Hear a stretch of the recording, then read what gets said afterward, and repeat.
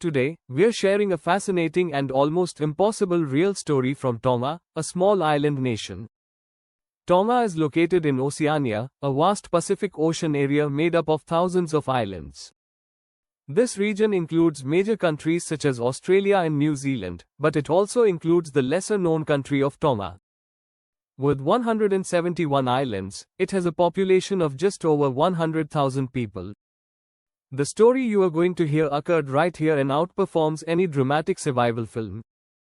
6 boys whose daring notion led to their fleeing school and finding up stuck on a lonely island for nearly a year, 15 months to be exact. The strategy that made a difference. In June 1965, 6 boys aged 13 to 19 decided to leave their boarding school, St. Andrew's Anglican Boarding School in Nuku'alofa, Tonga, due to boredom and strict discipline. Their names were Luke, Stephen, Sione, David, Kolo, and Mano.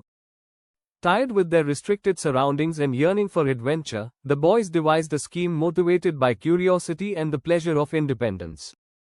They planned to steal a boat, go out into the ocean, and live on the water to see if they could survive on their own. They had minimal sailing experience, no survival training, and very little preparedness. They carried a few bananas, coconuts, and a little gas burner. That night, they sneaked out of their dorm with a few supplies and stole a 24-foot fishing boat docked near their school. Under the cover of darkness, the 6 young people set sail into the vast Pacific Ocean, unaware that a severe storm was gathering. Only a few hours into their journey, they were caught in a violent storm. The anchor rope on their boat snapped, and the rough seas severely damaged their vessel. For 8 days, they drifted aimlessly, completely dependent on the sea. They survived on the little food they could carry and gathered rainwater when possible. The heat burned them all day, and the cold winds chilled them at night. Weak and dehydrated, they began to lose hope. But on the 8th day, they saw land, Ata Island, a barren island more than 320 kilometers, 200 miles, from their home. They were cheerful, barely alive yet full of optimism. Their boat couldn't reach the coast right away, so the boys had to swim through the surf to get to the island. Ata Island was once populated but has been abandoned since the 1860s. The youngsters had no idea they were entering a place with a dark history, a once thriving society that had been wiped out by slave dealers. It was now overgrown and desolate. The early days were dreadful. Fatigued, famished, and fatigued, the boys began by catching seabirds and eating their eggs to survive. They sought refuge in a cave, constructed a rudimentary home with their bare hands, and used stones and branches to make tools.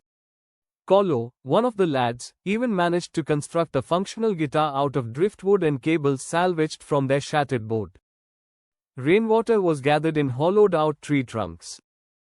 They assigned responsibilities among themselves. Some would hunt, while others would gather wood, start fires, or forage for fruit. Every night, 2 lads stood vigil to protect against wild animals and other threats. They worked as a team, resolving conflicts through timeouts and never resorting to violence. Their excitement and teamwork enabled them to survive what would have been certain death for many others. They even attempted to build a raft to escape. They got about a mile offshore, but the raft wasn't strong enough, so they had to return. After that failed attempt, they realized they might never escape. Nevertheless, they did not give up hope. 3 months in, while exploring the island, they came across the relics of the former settlement of Kolomale, which provided them with some supplies, including tools, banana plants, and even hens that had survived the decades. They have made this location their home. As the months passed, the lads were supposed to have died in Tonga. Their relatives searched for them at sea but ultimately gave up hope. The authorities declared them presumed dead. However, over 15 months later, in September 1966, an Australian adventurer and sailor named Peter Warner led a fishing boat that passed near the island. From a distance, he noticed something unusual: charred regions on the cliffs that seemed like man-made fires. Curiosity drove him to sail closer. He used binoculars to spot figures moving. Surprise! He and his crew arrived on the island and discovered the 6 boys, alive, healthy, and incredibly resilient. Warner initially feared they were fugitives or criminals. However, when the guys told him their story, he was startled. He immediately radioed Tonga, and it was quickly confirmed, these were the missing young people, presumed dead. The boys returned home as national heroes, with their story making headlines in Tonga and Australia. Their interviews were broadcast, and people were astounded by how well they had survived. However, their problems were not over. The owner of the stolen yacht charged them with theft. However, after public criticism and discussions, their families pooled funds and reimbursed the owner. Finally, he dropped the charges. Captain Peter Warner went on to help the kids further, even getting them jobs on his ship. He later revealed that their story was the real Lord of the Flies, but with a happy ending, in contrast to the fictional novel Lord of the Flies, in which abandoned youngsters descend into barbarism. These real-life lads built a cooperative and caring society on their own, demonstrating the power of friendship and human endurance. In 2015, Álvaro Cerezo, a Spanish explorer, spent 10 days on Ata Island to recreate the lads' expedition and chronicle their experiences.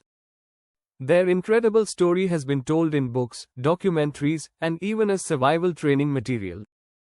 The story of Tonga's 6 boys is more than just one of survival. It is a testament to the power of hope, teamwork, and human perseverance.